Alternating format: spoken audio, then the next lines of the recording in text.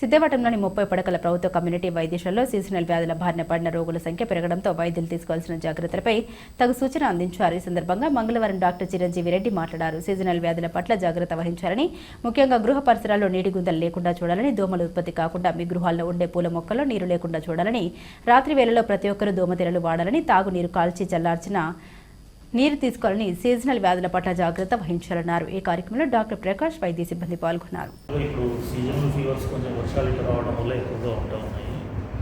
So జ్వరం ఇట్లాంటి ఏమైనా సమస్యలు ఉంటే మొదట యాంటీబయాటిక్స్ తొందరగా స్టార్ట్ చేయకుండా పారాసిటమాల్ తోటి జ్వరం కంట్రోల్ చేసుకోవడం, కొంచెం ద్రవ పదార్థాల ఆహారాలు ఎక్కువగా తీసుకోవడం, కొన్ని జాగ్రత్తలు తీసుకోవడం. దాంతోపాటుగా ఇంటి చుట్టుపక్కల ఎక్కడ మరుగు కానీ నీరు నిల్వ ఉండడం కానీ అట్లా లేకుండా చూసుకొని పరిశుభ్రమైన ఆహారం, వేడివేడి ఆహార పదార్థాలు తీసుకోవడం ముఖ్యమైన విషయం.